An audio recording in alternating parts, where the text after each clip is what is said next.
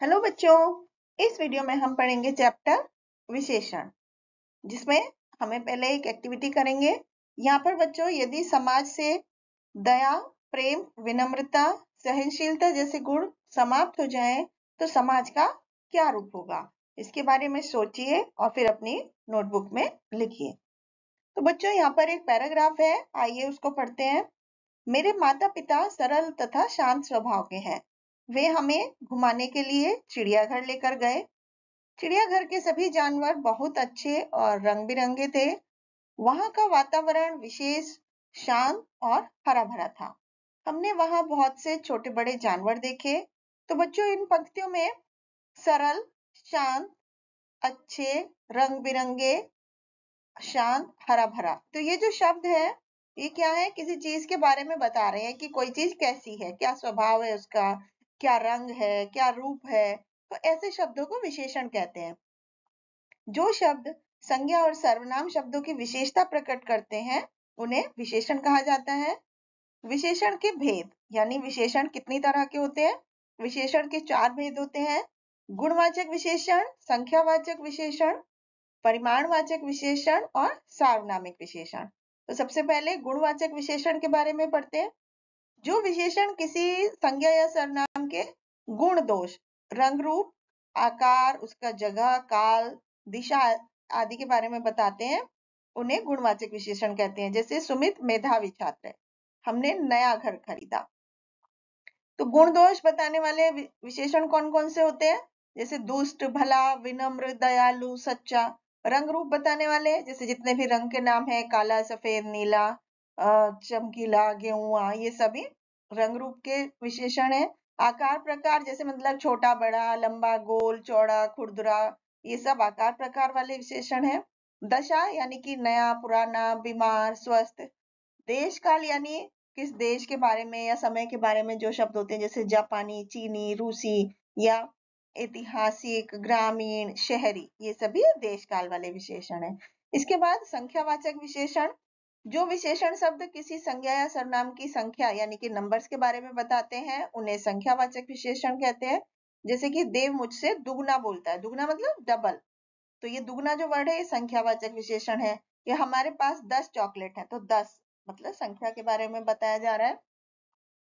संख्यावाचक विशेषण के 2 भेद होते हैं, निश्चित संख्यावाचक विशेषण और अनिश्चित संख्यावाचक विशेषण। निश्चित संख्यावाचक विशेषण में क्या है? संज्ञा या सर्वनाम की निश्चित संख्या का पता चलता है विशेषण से। जैसे कि अंकुर के पास 50 रुपए है, ट्रेन में 100 यात्री यात्रा कर रहे हैं।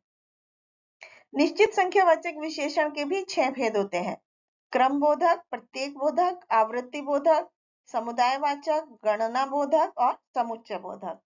तो यहाँ पर क्रम बोधक मतलब जैसे पहला, दूसरा, छठा। प्रत्येक बोधक मतलब प्रतिदिन, प्रतिमाह। आवृत्ति बोधक मतलब दुगुना, तिगुना, चौगुना। समुदायवाचक में आर्मी, झुंड, भीड़। गणनावाचक, गणना बोधक में 2, 4, आधा, इस तरह से।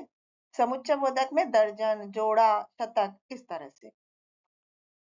अनिश्चित संख्यावाचक विशेषण, जो विशेषण शब्द किसी संज्ञा या सर्वनाम की निश्चित संख्या का बोध नहीं कराते, उन्हें अनिश्चित संख्यावाचक विशेषण कहते हैं। जैसे कुछ रुपये मुझे दे दीजिए, नितिन को थोड़े सेब दे दीजिए।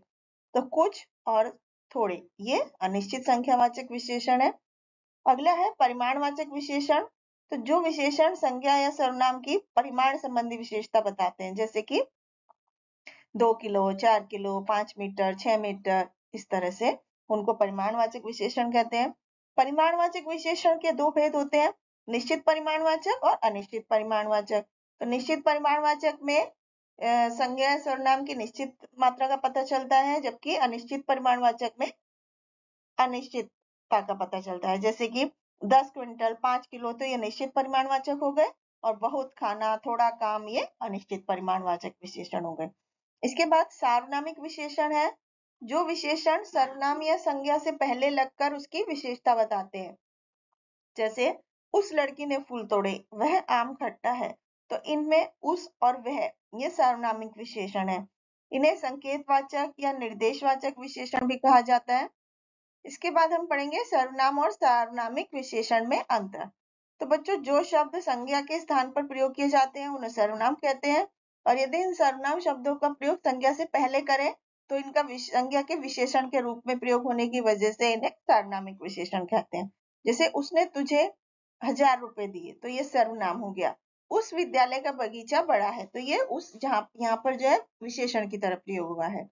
यह सुंदर है, ये सर्वनाम, और यह लड़की सुंदर है, ये सार्वनामिक विशेषण। अब विशेषणों की अवस्थाएं पढ़ते हैं बच्चों। विशेषण की 3 अवस्थाएं होती है, मूलावस्था, उत्तरावस्था और उत्तम अवस्था। तो मूलावस्था जैसे हम इंग्लिश में पढ़ते हैं पॉजिटिव डिग्री, कंपैरेटिव डिग्री और सुपरलेटिव डिग्री, यही है हिंदी में पॉजिटिव मतलब मूलावस्था, जो विशेषण द्वारा मात्र गुण या दोष को बताया जाए, उससे दूसरे की तुलना न की जाए, तो उसे मूलावस्था कहते हैं। उत्तरावस्था में जब दो चीजों की तुलना की जाती है तो उसको कंपैरेटिव डिग्री या उत्तरावस्था कहते हैं। और उत्तम अवस्था मतलब सुपरलेटिव डिग्री, जब एक विशेषण की बहुत सारी चीजों के बीच में तुलना की जाए तो उसे उत्तम अवस्था कहते हैं। तो यहाँ पर कुछ विशेषण के तीनों अवस्थाएं लिखी हैं, जैसे बलिष्ठ, बलिष्ठतर, बलिष्ठतम, नीच, नीचतर, नीचतम, महान, महानतर, महानतम। इस तरह से ये इनकी अवस्थाएं हैं। विशेषण शब्दों का निर्माण बच्चों, कुछ शब्द मूल रूप से विशेषण होते हैं, जैसे कि छोटा, बड़ा, मोटा।